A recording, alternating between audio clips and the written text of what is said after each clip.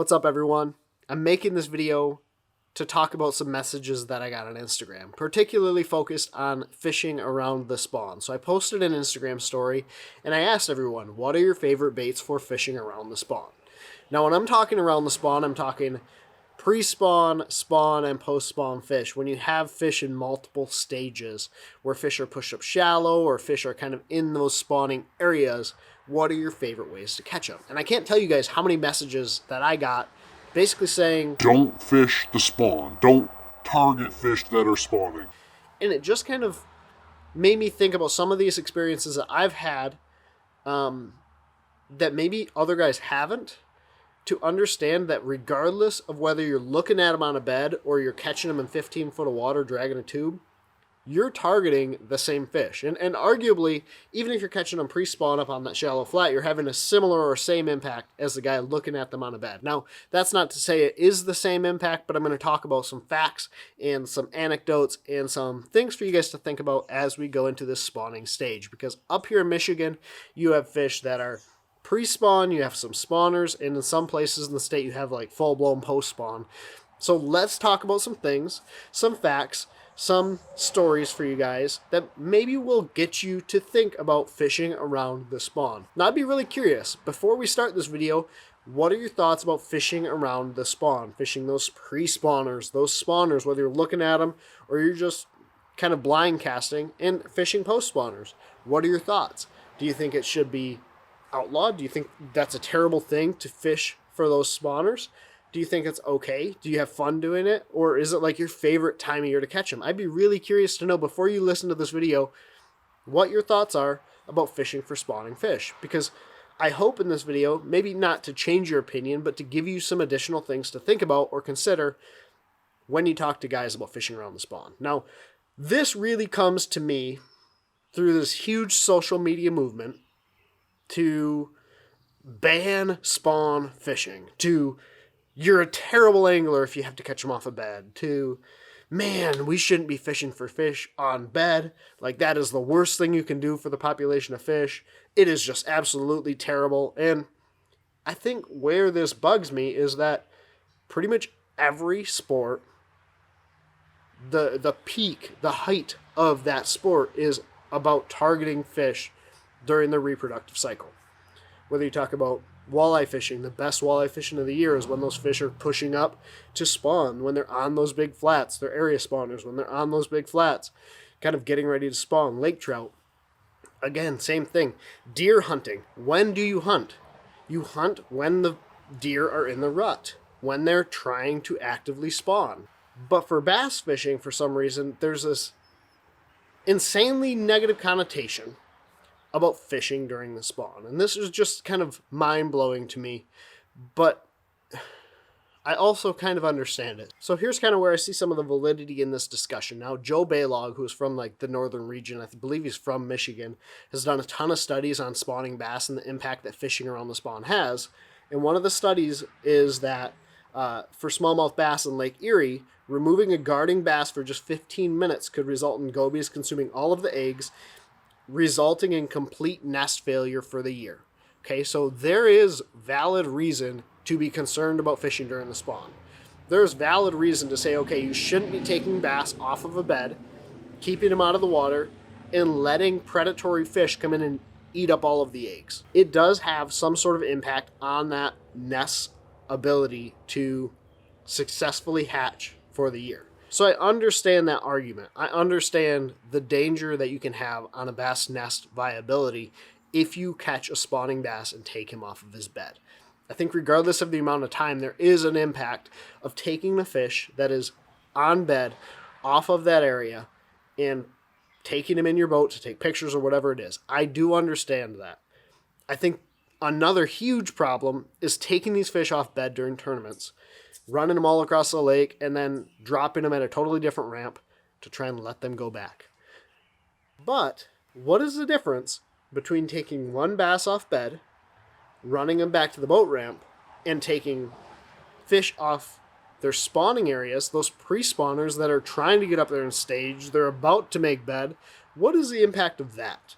You're up there on the shallow flat, You're targeting roamers and cruisers, these big, giant pre-spawn females that are about to drop their egg.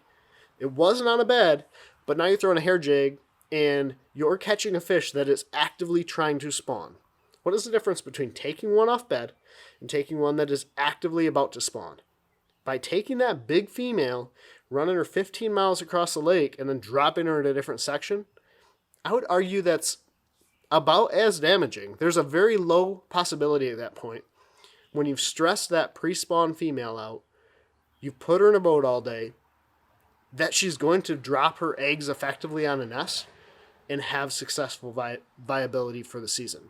I think there's equally as much damage being caused by doing that as catching a single bass off bed.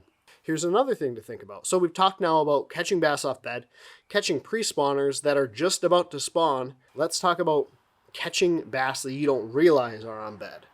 Now, a lot of people, when I posted this fishing around the spawn thing, for me, which means fishing pre-spawn, spawn, and post-spawners, a lot of people don't consider the fact that they're catching fish off bed without actually looking at them. Now, this is something I've realized probably over the past 4 or 5 years.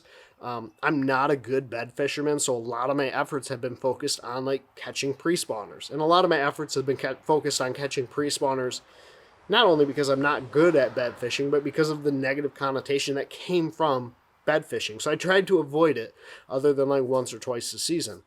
So I'm backing off in 6 to 10 foot of water and trying to target these fish that are pre-spawn. There are a ton of fish that you can't see on bed that you are catching that are spawning. Now, how did I figure this out? One, obviously forward-facing technology has really allowed me to dive into new areas and understand what these fish are doing outside of the physical spawning bedfish that I'm looking at with my eyes. I can now see down in 10 to 15 foot of water with perspective mode and look at their beds in that deeper water and see it happening. The other thing is side imaging. Now, I pretty much wrote off side imaging as a technique or as a tool during the spawn. I was like, man, it's so useless when these fish are up in 3 to 5 foot of water to try and find beds. So I just didn't really side scan around. Well, this year I really started scanning around a lot. And you can see these beds out in that 10 to 13 foot mark. So I've heard about this for years. These guys going out on the Great Lakes and they're scanning around that 13 foot zone. And there's one particular area where it's consistently a bedding area. Now, when I say a bedding area, there's probably 4 or 5 beds around a couple big boulders. And you can go out there and drag a drop shot and drag a tube and catch these fish. Well, the way you find those is by graphing through there. Now, if you graph these boulders, you can see the circular bed next to the boulder in 13 plus foot of water that you never see with your eyes. One of the things that's really funny is that Jake was telling his buddy who doesn't fish very often, cast your drop shot out and drag it as slow as you can. And when you hit a boulder, just hold that bait there. Just dead stick it. How many times have you gone and dead sticked a bait during the springtime to get bites? Probably a lot. It's a phenomenal approach, right? You say to yourself, okay, these fish are finicky. They're trying to get up and spawn. They're getting a little funky. So I need to dead stick my bait to get fish to come over and eat it. A lot of times, if you're dragging that bait along bottom and you hit a boulder and you dead stick the bait because that's where they seem to be all setting up on, there's a decent likelihood that fish is actually on a bed. So Jake was bed fishing in 13 to 15 foot of water, dragging a drop shot around, would dead stick his drop shot when he felt a boulder and wait for that fish to bite. He was bed fishing without visually looking at them. You can do the same thing with a tube, a Ned rig. It's happened a lot. You are actually bed fishing for fish that you don't recognize on bed. Now, what really is the difference or impact, right? Same thing can be said if you're up on a flat throwing a top water. How many times have you got up on the flat and you're trying to find fish, you're trying to locate bass, you're fishing a top water along, fish comes up and blows up on the bait. It's one of the most phenomenal tools to locate bedding fish without looking at them. That top water draws those fish in, draws those fish up. It's a predatory fish, comes up, eats that top water, but came off of the bed. Okay, so a lot of guys that have this opinion that you shouldn't be bed fishing, you shouldn't be fishing during the spawn, what are you going to do? Are you going to sit at home and not fish? Right? Like, I understand the impact taking a fish off a bed has.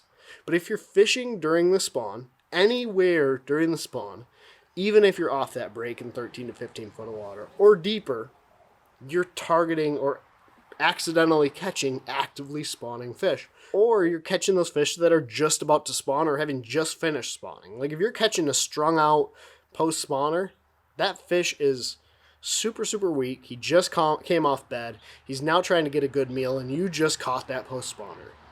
There's so many impacts that we have as anglers. And arguably catching a single fish off bed or catching a couple fish off bed isn't the worst thing you can do. Now, I'm not saying go out and harass every single bed fish you ever find, but if you enjoy bed fishing, go out and catch a fish off bed. A lot of people, I would say, I would like to look up the statistic. Okay, so the statistic is between 60 and 80% of bass fishermen are catch and immediate release. What does that mean? They catch their fish, they immediately release them back to the water. That's not taking them to a tournament, that's not taking them somewhere off-site. They catch and immediately release that fish. So if you catch a spawner, you immediately release it. He goes back to his bed, or close to, and is able to protect that effectively. Now you compare this to walleye fishermen, and pretty much zero walleye anglers are going out and catching immediate release in those fish. Most of them are taking their limits home, plus limits for everyone in the boat. Or even worse, deer hunters who are going out and actively targeting deer during the rut. There's a lot of things to consider, but I don't think that catching some bass during the spawn is going to have the massive, massive impact that we believe it to have. I have seen impact from spawn fishing, especially on the Great Lakes, but I think if you go out and do it occasionally, and you're a catch and immediate release fisherman, then there isn't the impact that a lot of guys are thinking there is. So I guess to wrap this up, kind of what are my thoughts and opinions on this whole thing? Now, I'm not a person that loves to bed fish. I don't even really like to bed fish. I like to catch those fish when they're off the bed, they're roaming around. I like to throw a hair jig at top water. I like to get these fish moving. But if you enjoy bed fishing, go out and do it ethically. Catch those fish, maybe take a picture and put them back in the water. So then I guess, what does this mean for tournament anglers? Now, I am just getting back into tournaments, and I'm looking at my tournament schedule, and there's 2 tournaments where fish might be on bed.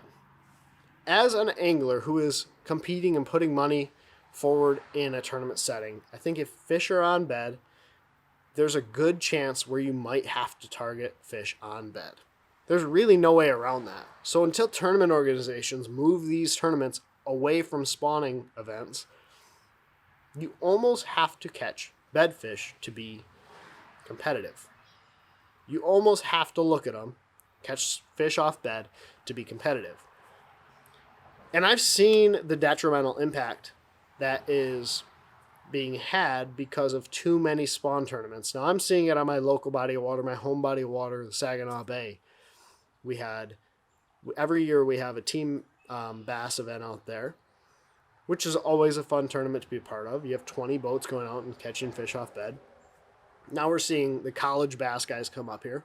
We're seeing the MPFL come up here. We're seeing these guys come up and target fish and driving them 20 to 30 plus miles after catching them off bed out at one of the most prominent spawning bedding areas on Saginaw Bay, the Charity Islands, and then running them to different sections of the lake. That really is having an impact. I'm not going to sit here and pretend it's not. These fish that were out there spawning, it's far less. The numbers are far less than used to be 5+ years ago. There is an impact. We are seeing an impact. There is an impact of catching fish off bed, whether you're just relocating them or you're totally changing the dynamics of the spawn. There is an impact of catching this fish off bed and running them miles and miles, 30+ miles back to the boat ramp. I don't know what that means for the future of tournament fishing. I don't know what that means for the future of fishing, but I do know that I have my own opinions about catching fish around the spawn, where if you're up and you're targeting fish during this spawning cycle from 55 degrees to 70 degrees, whether you mean to or not, I know you're catching actively bedding or spawning fish. Fish that are either on bed, just about to get on bed, or just having got off bed that are now super vulnerable. So be cognizant. Understand that some people enjoy bed fishing, but there's definitely worse things that you could be doing. And the general overall impact, if you handle these fish respectfully, you get them back in the water, can be minimized. So hopefully this gave you guys something to think about. Hopefully some of those stories will change your perspectives on bed fishing. Maybe not. It doesn't need to. But these are my thoughts on targeting fish around the spawn. Now, if you guys enjoyed this video, if you guys enjoyed these opinion pieces, let me know down in the comment section down below. Let me know some of your future trips that you guys have coming up, because I have a really cool one coming up, leaving Wednesday of this week, and I can't wait to bring you guys that footage.